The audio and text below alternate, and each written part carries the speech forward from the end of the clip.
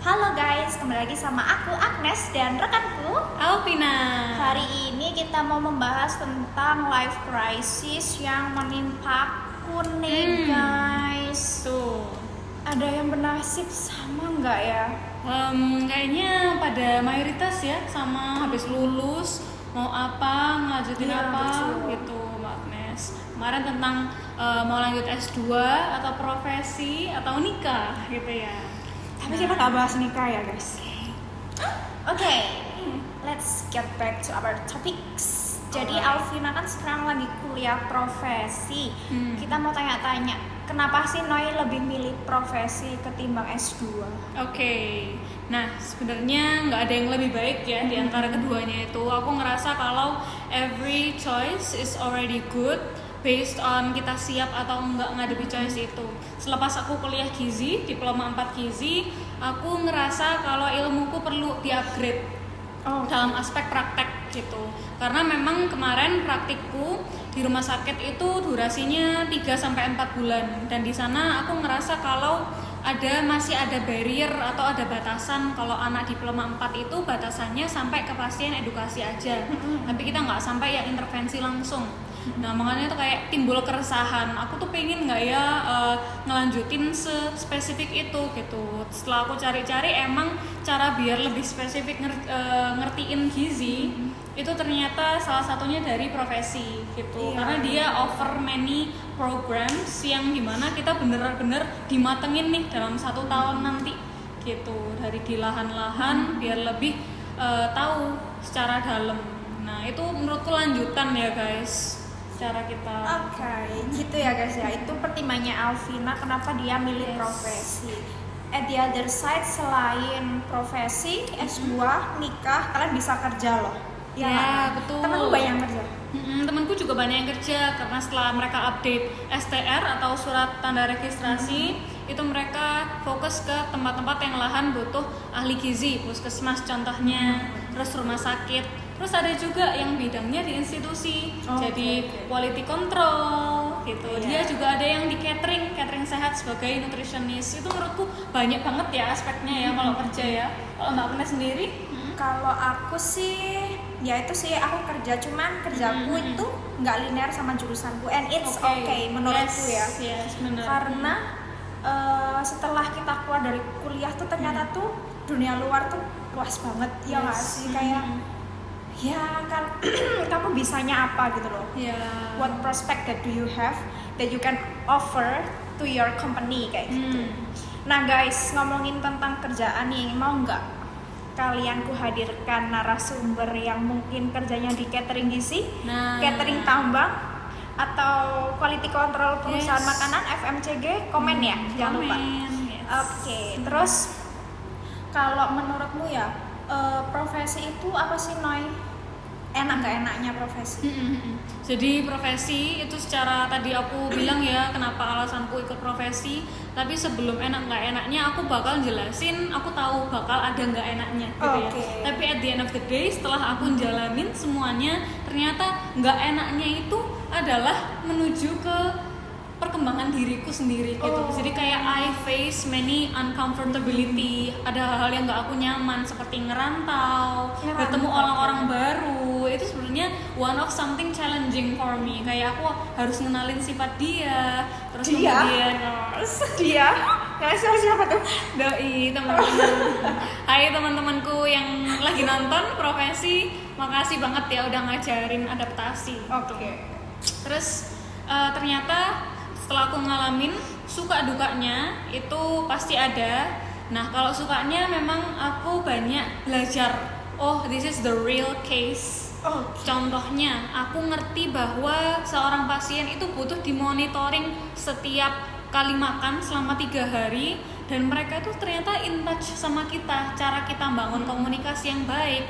Ilmu gizi kalau disampaikan dengan benar itu tuh bakal menghasilkan penerimaan yang lebih baik dibanding kita nggak tahu penyesuaiannya. Misalnya kita ngomong ke orang tapi nggak tahu mereka latar belakangnya kayak gimana. Kita dengan bahasa-bahasa yang terlalu ilmiah. Comparatively dengan kita pakai bahasa yang membuat mereka itu tersanjung, mereka comfortable. Itu yang aku benar-benar pelajari. Kemudian di sisi lain aku juga belajar survival ya, hidup di lingkungan baru, orang-orang baru. Itu menurutku challenging juga, tapi ternyata setelah aku melewati itu ada kepuasan tersendiri gitu. Sama halnya kita ngerjain laporan. Kalau di profesi, laporan setiap rotasi itu penting. Jadi itu ngerasain akademik stresnya di situ. Oke. Tapi cara kita challenge-nya adalah lingkungannya juga harus mendukung kita. Iya, gitu. betul banget sih. Nah, profesi itu berapa tahun ya? Profesi itu kurang lebih ya 1 tahun, tapi memang itu belum rangkaian sama ujian kompetensinya. Oh. Kalau freshnya 1 tahun memang. Ujian kompetensi itu ngapain aja? Ujian kompetensi kita by tes tulis. Jadi kita ngerjain 150 soal kurang lebih dengan studi kasus. Jadi soalnya itu vignette kita ingat ya. Jadi studi kasus nggak hanya sekadar tanya fungsi dari vitamin C apa, tapi kita juga dihadapkan kasus diet dan penyakit, kemudian gizi di institusi, gizi di masyarakat, prevalensi stunting seperti apa. Itu nanti kita diuji. Nanti outputnya kalau kompeten, kita memang udah bisa melanjutin ke ranah daftar sebagai dietitian. Kalau belum kompeten, kita nanti bakal ada ngulang lagi exam. Dietitian itu berarti boleh buka konsultasi gizi pribadi. Yes. Kayak dokter nih loh, Ren. Iya kan? Tapi ini ahli gizi ya? Ahli gizi, betul. Betul. Oke. Nah, Noy, kalau soal S2 nih ada nggak? Misalnya kayak gambaran gitu. Atau teman-temanmu yang mungkin udah cerita kamu tentang S2 gitu. Oke, nah menariknya nih, fun fact-nya adalah ada temanku dari S2 gizi, kemudian dia lanjut ke register dietitian. Itu bisa dietitian. ya? Bisa banget. Jadi dia nempuh ilmu S2-nya dari sisi akademiknya dimatengin dulu, baru dia lanjut ke profesi. Itu menurutku justru dia lengkap tahu di dua sisi gitu.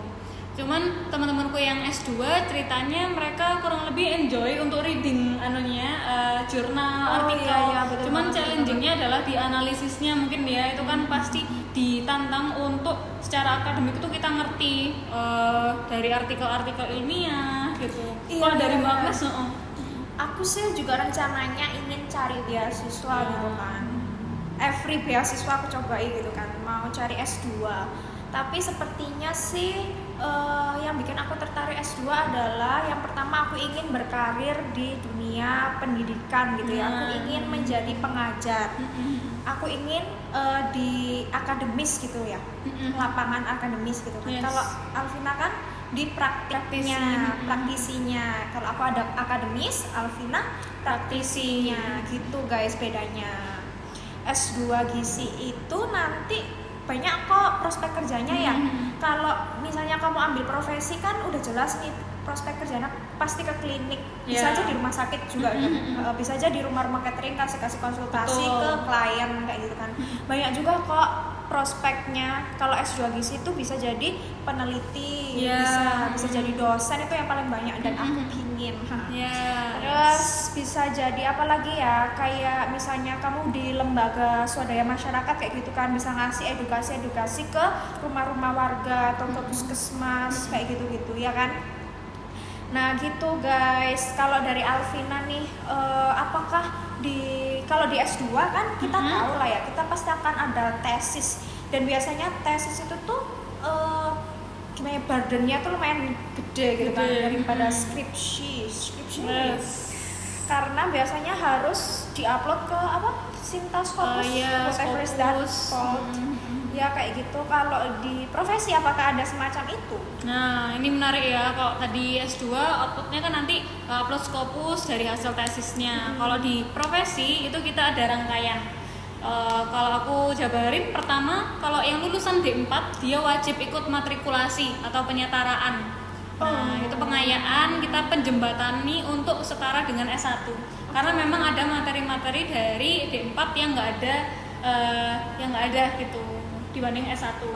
Kayaknya contohnya itu lebih bahas tentang metabolisme dari glukosa misalnya, itu lebih diperdalam di matrikulasi kurang lebih 1 bulan. Terus yang kedua kita ada orientasi sebelum terjun ke lapangan, orientasinya juga 1 bulan nih.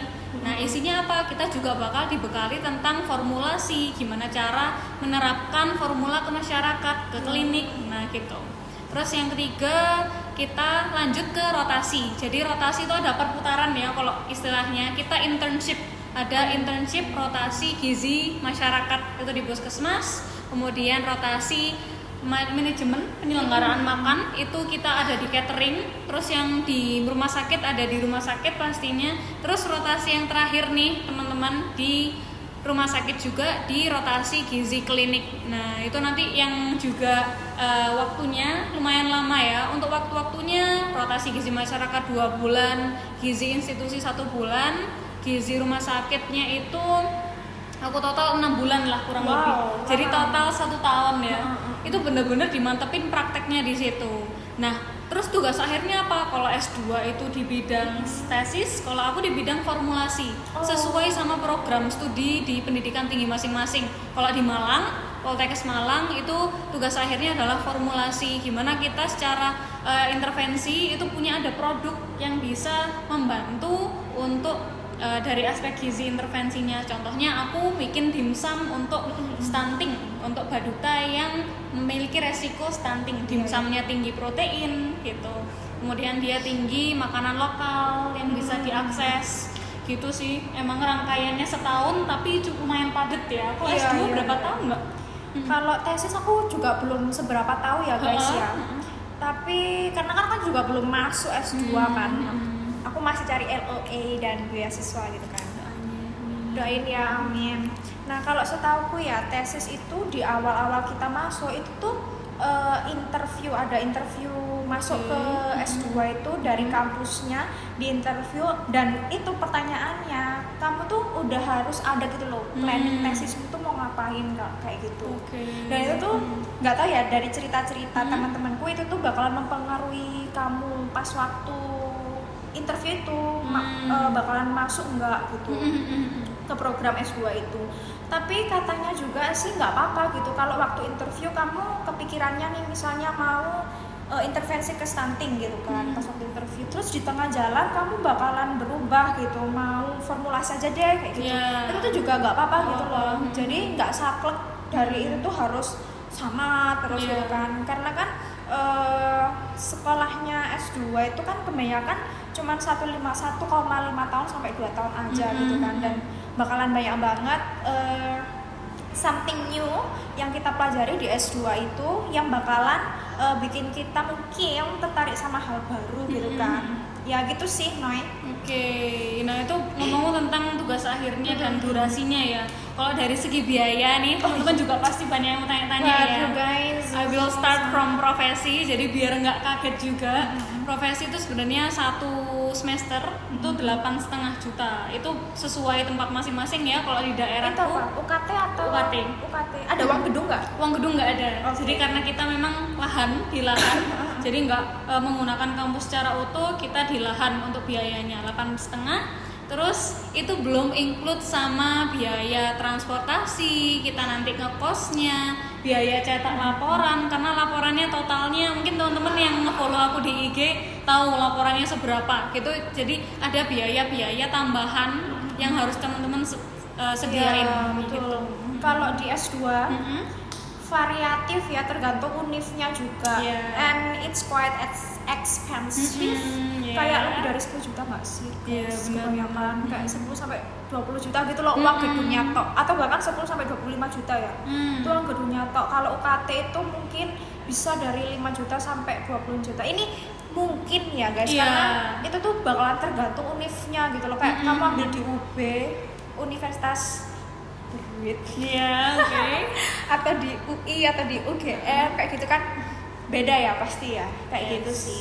Nah lupa deh aku tadi mau tanya apa lagi ya. Oh iya, tentang beasiswa kan. Kalau di S2 nih kan banyak banget ya beasiswa yang bisa kita coba, misalnya aja kayak LPDP, BPI kayak gitu kan, dan banyak banget beasiswa di luar negeri kayak gitu kan, kayak AAS atau mungkin Manaki, Scholarship kayak gitu-gitu.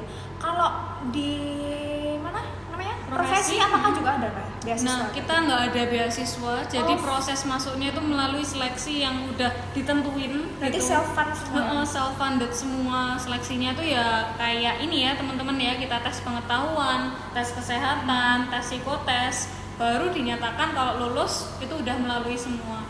Jadi untuk biaya beasiswa sebenarnya teman-temanku yang dari luar pulau itu ada beasiswa pendidikan dari dinas pendidikan mereka. Jadi dari itu kotanya. bukan yang dari profesinya menyelenggarakan, Iya, tapi dari mereka secara aktif untuk minta ke dinas pendidikan diberikan untuk biayanya gitu. Oke. Kalau di S2 itu ya aku rantau juga ya guys ya. Caranya enggak, maksudnya kayak tahapan tesnya. Untuk masuk S2 karena mungkin juga bervariasi juga setiap univ ya. Dan kalau ini Noy, apakah mungkin kalau kamu kuliah profesi di sambil kerja itu mungkin Enggak. Kenapa Enggak teman-teman. Jadi I will kalian jadi ini siap-siap ya? siap-siap aja ya. Enggak mungkin karena walaupun kita nyambi itu bakal banyak yang harus dikorbanin. Jadi instead of kita nyambi, kita mending mengajukan cuti untuk kerja kita dulu dan fokus di profesi. Kenapa? Karena profesi itu rangkaiannya itu panjang dan rotasi atau breaknya atau istirahatnya itu sangat minim. Bahkan jarak antara rotasi 1 ke rotasi 2 itu 1 sampai 2 minggu. Jadi mana sempat ya kan gitu. Mana sempat tidur? Iya. Sempat gak tidur? Itu ya, tapi aku harus tak sempetin manajemen waktu sama tipsnya nanti kita bakal sharing selanjutnya ya. Boleh di kolom komentar cara manage-nya, laporannya kayak gimana, boleh banget ya. Oke. Kalau dari S2 gizi sih so far aku belum nemuin ya temenku yang S2 gizi sambil kerja gitu kan. Ya. Mungkin ada, cuman bukan kerja yang full time ya jadinya tuh kayak freelance atau part time gitu sih jadinya. Bakalan ada penyesuaian.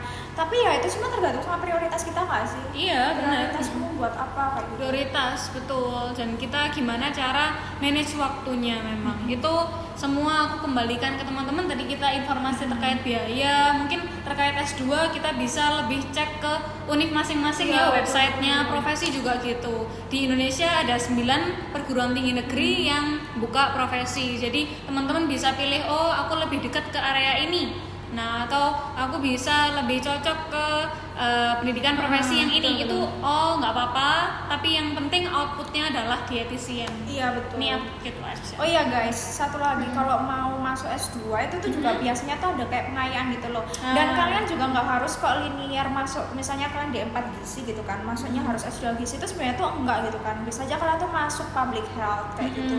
Biasanya bisa aja kalian tuh masuk K3 kayak gitu. Itu tergantung sama requirement yang dikasih sama univnya kayak gitu. Ada univ-univ yang nerima S2 dari D4 dengan syarat matrikulasi 1-2 bulanan kalau nggak salah kayak gitu. Ada juga univ yang nggak mau sama sekali nerima dari D4, harus dari S1 kayak gitu. Nah itu mungkin bisa jadi pertimbangan juga ya.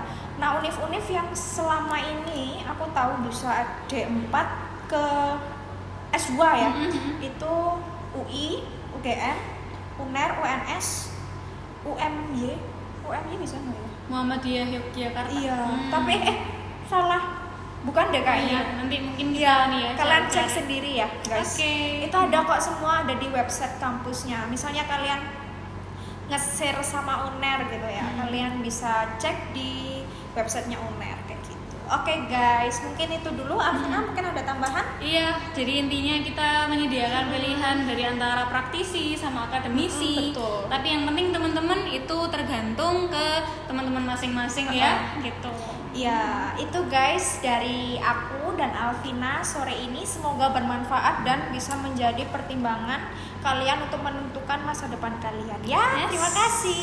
See you on the next podcast. Bye bye.